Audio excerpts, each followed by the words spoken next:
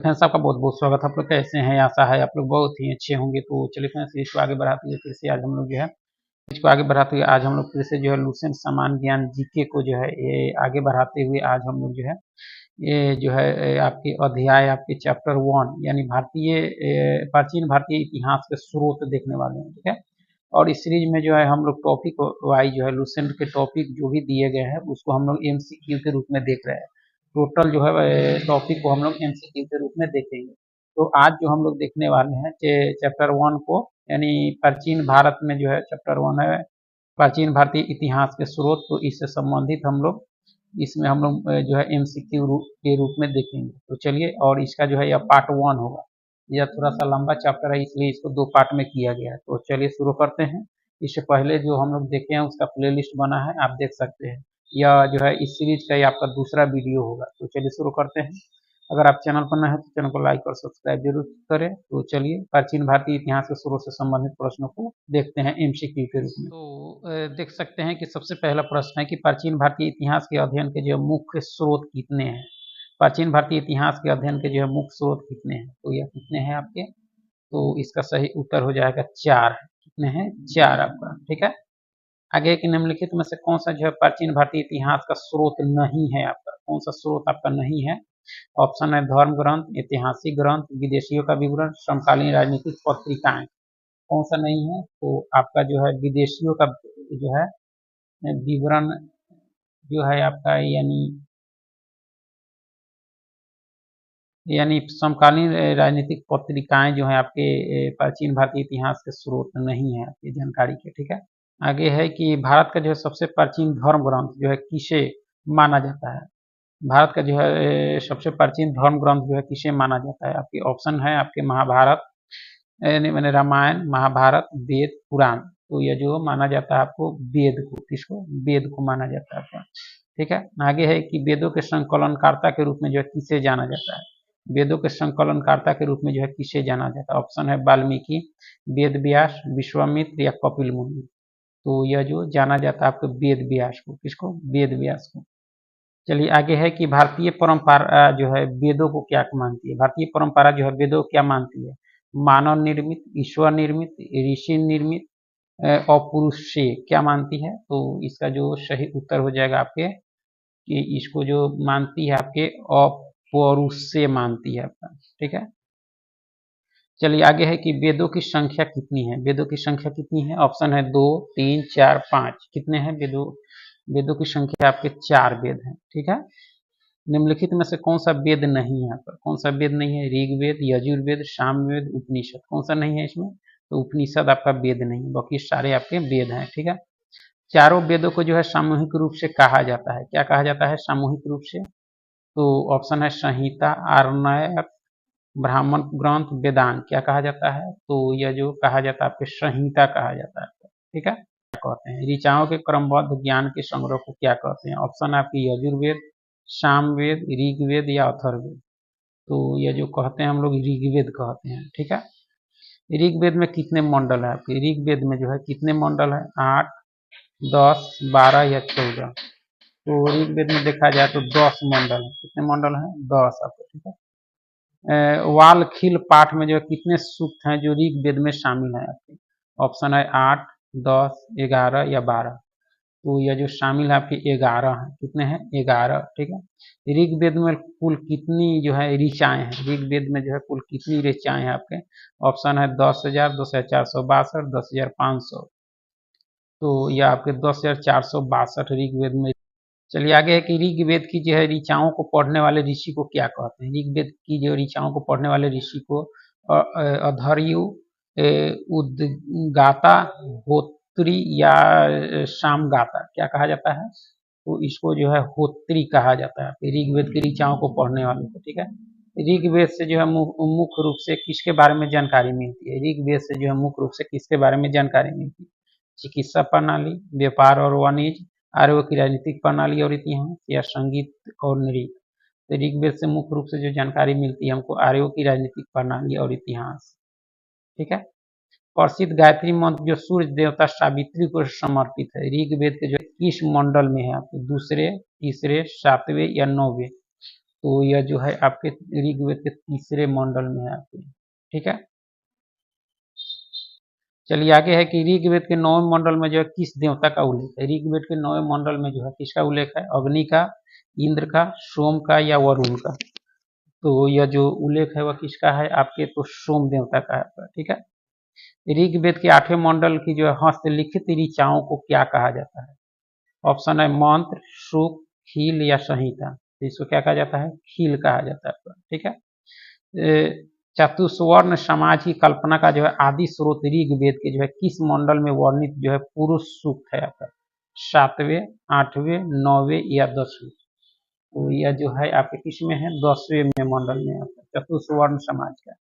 ईसा मसीह का जो है जन्म किस कैलेंडर के अनुसार माना जाता है। ईसा मसीह का जन्म जो है किस कैलेंडर के अनुसार माना जाता है। ऑप्शन है आपके ग्रेगोरियन कैलेंडर, जूलियन कैलेंडर, दोनों या इनमें से कोई नहीं। तो यह जो है आपके दोनों ग्रेगोरियन कैलेंडर और जूलियन कैलेंडर के अनुसार जो है ईसा मसीह का जन्म जो है माना जाता है आपका, ठीक है। ईसा मसीह के जन्म के पहले के समय को जो है क्या कहा जाता था, क्या कहा जाता है, यानी उनके जन्म के पहले को ईसवी सन, ईसा पूर्व या एडी या इनमें से कोई नहीं। यह जो कहा जाता है आपके ईसा पूर्व, ईसा मसीह के जन्म के पूर्व के समय को क्या कहा जाता है, ईसा यानी बीसी, ठीक है। ईसा मसीह का जन्म जो है लगभग कब हुआ था आपके। ऑप्शन है 663 ईसा पूर्व, 483 ईसा पूर्व, 600 ईसा पूर्व, इनमें से कोई नहीं। तो इसका सही उत्तर हो जाएगा 600 ईसा पूर्व, यानी पाठ के अनुसार जो है ईसा मसीह का जन्म 600 ईसा पूर्व और मृत्यु 483 ईसा पूर्व के बीच हुई थी आपकी। आगे है कि ईसवी सन जो है किस घटना से प्रारंभ होता है। ईसवी सन यह जो प्रारंभ होता है वह किससे होता है। ऑप्शन है ईसा मसीह के मृत्यु से, ईसा मसीह के जन्म से, महात्मा बुद्ध के जन्म से या इनमें से कोई नहीं। तो यह शुरू होता है ईसा मसीह के जन्म से। एडी का पूर्ण रूप क्या है। एडी का ऑप्शन है आपके आफ्टर डेथ, एनो डोमिनी, एंटी डोमिनियन, इनमें से कोई नहीं। एडी ईसा पूर्व, तो इसका जो सही उत्तर हो जाएगा आपके एनो डोमिनी है आपका, ठीक है। विंसेंट आर्थर स्मिथ ने जो है प्राचीन भारत का पहला सुव्यवस्थित इतिहास किस भाषा में लिखा। विंसेंट आर्थर स्मिथ ने, ऑप्शन है हिंदी में, अंग्रेजी में, उर्दू में या फारसी में। तो यह जो लिखा गया था आपके अंग्रेजी में, ठीक है। विंसेंट आर्थर स्मिथ की पुस्तक में जो है मुख्य रूप से किसका वर्णन है आपके, मौर्य साम्राज्य का, गुप्त साम्राज्य का, केवल सिकंदर के आक्रमण का या ब्रिटिश शासन की स्थापना का।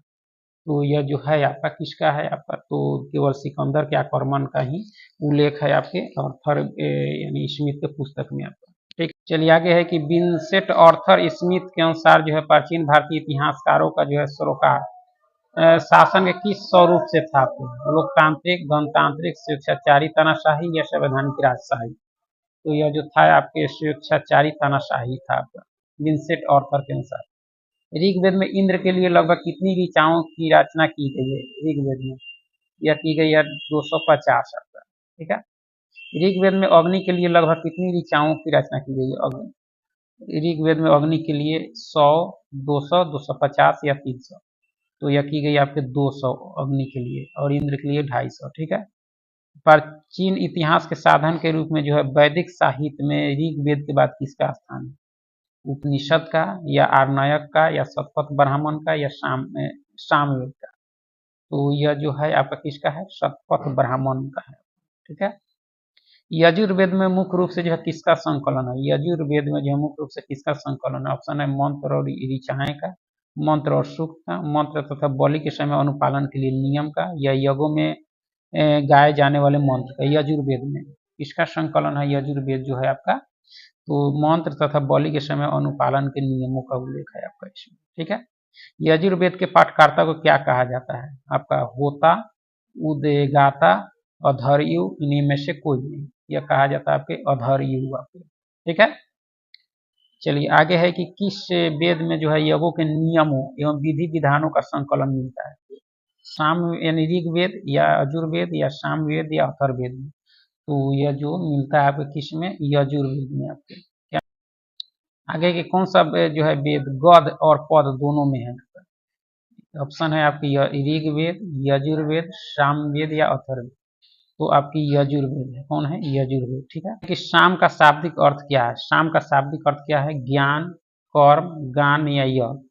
क्या है? तो आपके गान है। शाम का शाब्दिक अर्थ क्या है? गान है आपका। ठीक है। साम वेद में जो है मुख्य रूप से किसका संकलन है? साम वेद में युद्ध के मंत्र का, चिकित्सा के मंत्र का, यज्ञों के अवसर पर गाए जाने वाले ऋचाएं का या दार्शनिक विचार का। साम वेद में तो यह जो है आपकी यज्ञों के अवसर पर गाए जाने वाले ऋचाओं का संकलन है। सामवेद के पाठकर्ता को क्या कहा जाता है? सामवेद के होता, उद्गाता, अधर्यु या अथर्वण। यह जो कहा जाता है फिर उद्गाता कहा जाता है। ठीक है। सामवेद का जो है संकलन मुख्य रूप से जो है किस वेद पर आधारित है?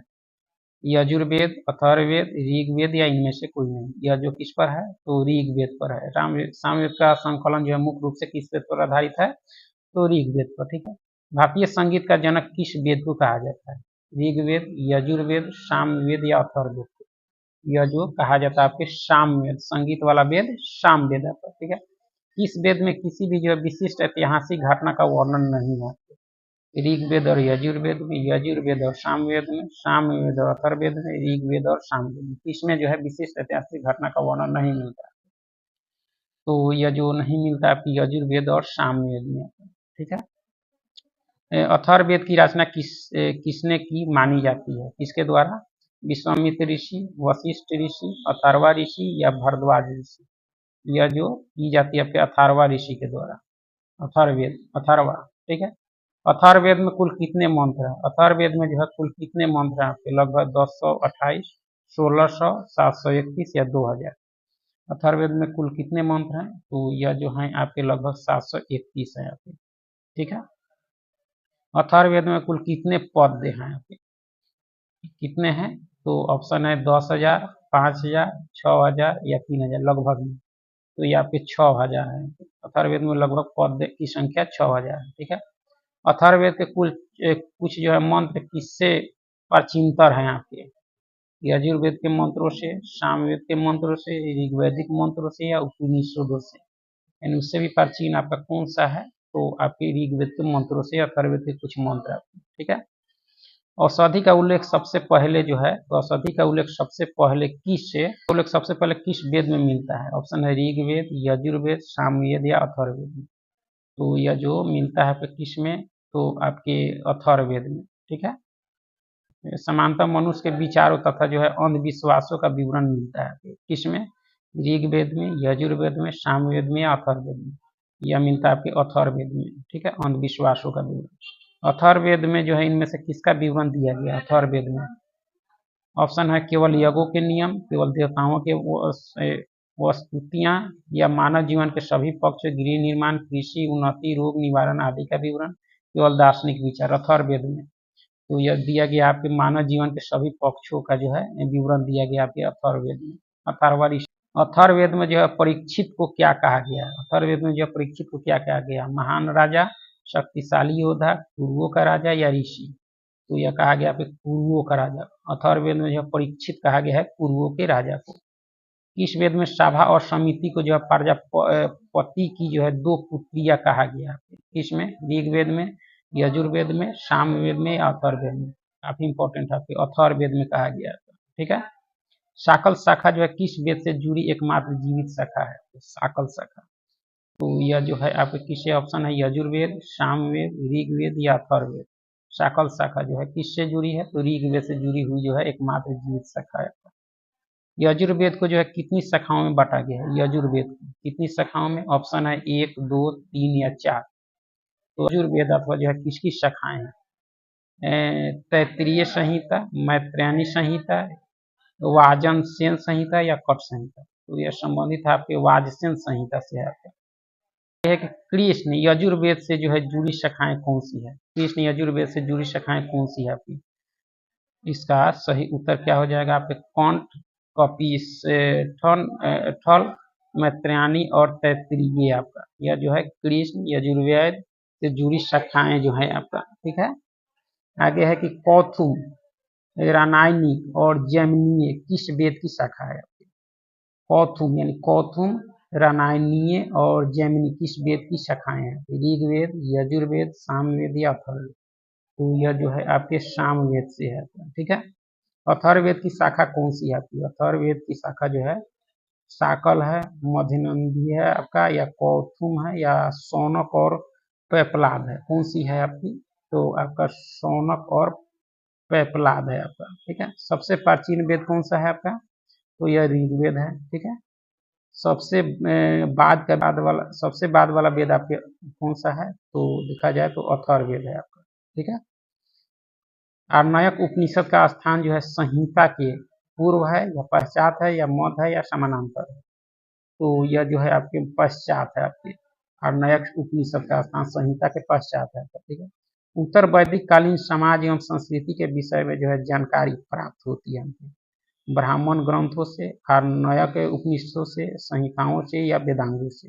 उत्तर वैदिक कालीन समाज एवं संस्कृति के विषय में तो यह जो मिलती है हमको आर्णयक उपनिषदों से मिलती है, ठीक है। ऋग्वेद का जो है ब्राह्मण ग्रंथ है आपका तैत्तिरीय और शतपथ, ऐत्रेय और कौशितकी, पंचविश या गोपद, कौन सी है? तो ये आपके है ऐत्रेय और जो है कौशितकी। ये जो है ऋग्वेद का ब्राह्मण ग्रंथ है आपका, ठीक है। शतपथ ब्राह्मण में उल्लेख मिलता है किसका? राजभिषेक के नियमों का, प्राचीन राजाओं के नाम का, यज्ञ से जुड़े कर्मकांडों का, या आत्मा के स्वरूप का। शतपथ ब्राह्मण में आपका है, तो यह जो मिलता है आपके प्राचीन राजाओं के नाम का, ठीक है। वैदिक साहित्य में ऋग्वेद के बाद किसका स्थान है? वैदिक साहित्य में सामवेद, यजुर्वेद, अथर्ववेद या शतपथ ब्राह्मण? तो यह स्थान आपके शतपथ ब्राह्मण का। वैदिक साहित्य में जो है ऋग्वेद के बाद इसी का स्थान है। आर्णयक में अभिव्यक्ति है आपके सामाजिक नियमों का, राजनीतिक विचारों का, यज्ञ से जुड़े कर्मकांडों के दार्शनिक और प्रतीकात्मक अर्थों की, चिकित्सा विज्ञान की। तो यह जो है आपके वह किससे है? यज्ञ से जुड़े कर्मकांडों के जो है दार्शनिक और प्रतीकात्मक अर्थों की है, ठीक है। उपनिषद की संख्या जो है कितनी है? जिनमें जो है 13 मूलभूत उपनिषद की श्रेणी में रखे गए हैं उपनिषद। तो यह जो है आपके 108 है, ठीक है। मैत्रेय संहिता में स्त्री को जो है पुरुष का तीसरा मुख्य दोष बताया गया है, जिसकी भांति सत और अहिंसा, दान और तप, जुआ और शराब, या विद्या और बुद्धि। मैत्रेय संहिता में जो है स्त्री को पुरुष का जो है तीसरा मुख्य दोष बताया गया है, जिसकी भांति यानी किसकी भांति? तो इसका सही उत्तर हो जाएगा जुआ और शराब की भांति। इस ब्राह्मण ग्रंथ में जो स्त्री को पुरुष की जो अर्धांगिनी कहा गया है, ये त्रेय ब्राह्मण, तैत्तिरीय ब्राह्मण, शतपथ ब्राह्मण, गोपथ ब्राह्मण, यह जो किया गया है किसमें? शतपथ ब्राह्मण में, ठीक है। आगे है कि किस उपनिषद में जो है चारों आश्रमों का उल्लेख मिलता है? ये दो उपनिषद कण्ठोपनिषद, ईशावास्योपनिषद, या जवालो उपनिषद, किसमें मिलता है आपके? तो जवालो उपनिषद में जो है चारों आश्रमों का उल्लेख मिलता है आपका, ठीक है। आगे है कि स्मृतियों में जो सबसे प्राचीन और प्रामाणिक कौन सी मानी जाती है? स्मृतियों में नारद स्मृति, विष्णु स्मृति, मनु स्मृति, या याज्ञवल्क्य स्मृति, इसको सबसे प्राचीन मानी जाती है? तो आपके मनु स्मृति, ठीक है। मनु स्मृति किस युग काल का मानक ग्रंथ है? ऑप्शन है त्रेता युग, द्वापर युग, कलिंग युग, या शुंग काल आता है मनु स्मृति। तो ये आपके शुंग काल का है। मनु स्मृति किस काल का है? शुंग काल का। वेदों को जो है भली भांति समझने के लिए कितने वेदांगों की रचना हुई आपके? 4, 5, 6 या 7? कितने वेदांग की रचना हुई आपके? तो 6 वेदांगों की, ठीक है। निम्नलिखित में से कौन जो है वेदांग नहीं है? शिक्षा, कल्प, निरूक्त, या पुराण, कौन सी नहीं है? तो पुराण आपके वेदांग नहीं है, बाकी ये सारे हैं। शिक्षा वेदांग किससे संबंधित है आपके? ऑप्शन है कर्मकांडीय विधि से, शब्दों की व्युत्पत्ति का शास्त्र से, शुद्ध उच्चारण शास्त्र से, या छंद या ज्योतिष से। शिक्षा वेदांग यह जो संबंधित है आपके शुद्ध उच्चारण शास्त्र से है आपका, ठीक है। निरुक्त वेदांग का मुख्य विषय क्या है आपके? निरुक्त वेदांग का जो है मुख्य विषय क्या है आपके? व्याकरण, शुद्ध उच्चारण, शब्दों की व्युत्पत्ति, ज्योतिष, ये आपका क्या है? शब्दों की व्युत्पत्ति है आपका, ठीक है। वेदांग में जो है कल्प किससे संबंधित है? वेदांगों में जो है कल्प किससे संबंधित है? व्याकरण के नियमों से, यज्ञ और अनुष्ठानों के विधि से, वैदिक मंत्रों के अर्थ से, या खगोलीय गणनाओं से। कल्प जो संबंधित है आपका, ये आपकी यज्ञ और अनुष्ठानों के विधि से आपका, ठीक है। वैदिक साहित्य को जो है अक्षुण्ण बनाए रखने के लिए किस साहित्य का जो है वर्णन किया गया है? ब्राह्मण साहित्य, आर्णयक साहित्य, सूत्र साहित्य या उपनिषद साहित्य? इसका किया गया सूत्र साहित्य का, ठीक है। स्रोत, ब्रीहि तथा जो है धर्म सूत्रों के अध्ययन से हमें जो है किससे संबंधित महत्वपूर्ण बातें ज्ञात होती है आपकी? केवल यज्ञीय विधि विधानों से, केवल कर्मकांडों से, यज्ञीय विधि विधानों, कर्मकांडों, राजनीतिक विधि और व्यवहार से जो है, या केवल राजनीतिक विधि और व्यवहार से? स्रोत, ब्रीहि तथा धर्म सूत्र के अध्ययन से हमें जो है इससे संबंधित महत्वपूर्ण बातें ज्ञात होती है।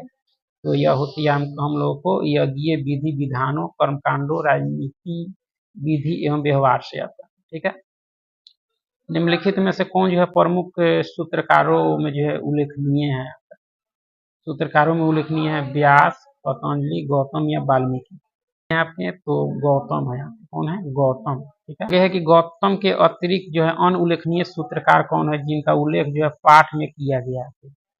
कौन है आपके? तो बौधायन, आपस्तंभ और वशिष्ठ हैं आपके, ठीक है। सूत्रों में जो है सबसे प्राचीन धर्म सूत्र किसे माना जाता है? सूत्रों में सबसे प्राचीन धर्म सूत्र जो है ऑप्शन यानी किसको माना जाता है आपके? तो गौतम धर्म सूत्र को, ठीक है। पृथ्वी सूक्त किस वेद का जो है प्रतिनिधि सूक्त माना जाता है आपको? पृथ्वी सूक्त ऋग्वेद का, यजुर्वेद का, सामवेद का या अथर्ववेद का? आपके अथर्ववेद। चलिए बहुत बहुत धन्यवाद। फिर हम लोग